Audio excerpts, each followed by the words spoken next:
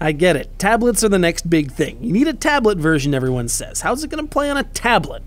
And it's a genuine concern. Devices like tablets and phones, despite their ubiquity, have very different needs from console and PC games. The hand is a very different input device from a cursor or a controller. On the one hand, it feels admirable that Magic 2015 is engaging this new space with a streamlined presentation that encourages swipe mechanics. On the other, it can be a pain to control with anything else. I thought that was going to be my prime issue with Magic 2015, but then something else hit me. Something that hadn't hit me in more than a decade. That thing was a snowboard, oddly enough. Follow me a bit down memory lane.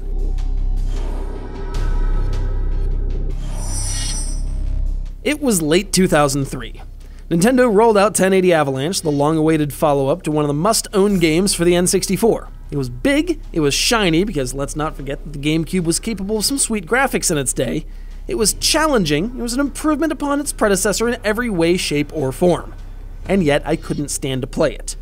You see, in the intervening 5 years, 3 things had happened, and those things were called SSX, SSX Tricky, and SSX3. While Nintendo wasn't watching, the entire concept of the snowboarding game was shifted out from under them. Sure, you could still pull off huge tricks, but EA's tricks were bigger. You could still explore huge slopes, but EA's slopes were huger. You could still listen to awesome music and get positive feedback for extreme moves, but EA rewarded you for the same things with Run DMC. 1080 Avalanche is a great game in a vacuum, but it couldn't compete.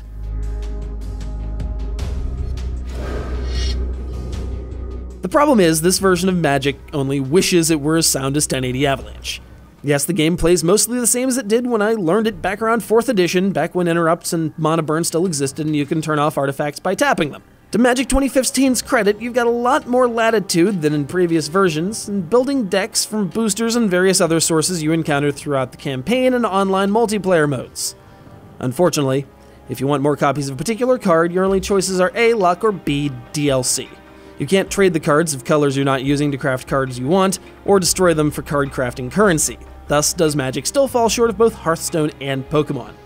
My white weenie deck really wants more than just one Mentor of the Meek, and I'm SOL as to obtaining more.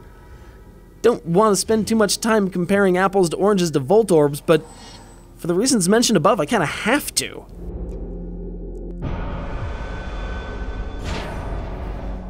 It's clear Hearthstone is the SSX to Magic's 1080. It came up from behind right quickly, it had lots of good ideas, and it executes them well. As I played in Magic's new extra swipey, almost vacant blank space, I found myself missing the iconic battle cries and scaling attack animations. I nearly bribed Derek with a slice of pizza to stand behind me and occasionally say, "Put this apple on your head." The whole experience just felt absolutely barren, devoid of life, hearing naught but swishes and ominous rumblings as I sat there waiting for the game to process the 3 or 4 phases of combat that can't actually happen because the opponent has no creatures. You're still sitting there, though. And woe betide you if you actually click on the wrong card in your hand while trying to respond to a spell. The obligatory "this is the wrong card" box that pops up more or less shoots any chance of hitting that window or getting across the screen to the stop timer button.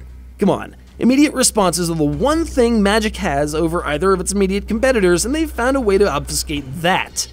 Well, half correct. The worst you're dropping for a Pokemon card is 120-ish for a tropical beach. Magic's got some Power 9 cards that you can trade straight across for a Mustang. I'm confident that you're strong enough to face the dangers ahead.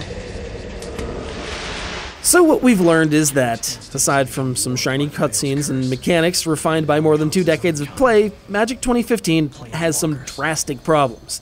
It took me 3 hours in manually editing a configuration file to get this thing to play at a decent resolution, as the game gives you all of 2 display options, and even then it's distressingly crash-prone. This is the 5th annual iteration of the Duels of the Planeswalkers series, and while every other version has had some issues, they've also been buoyed by interesting and divergent game modes like Two-Headed Giant or Sealed Play or Planechase. Without any of those, you're just left with a dressed-up campaign and perfunctory online competition.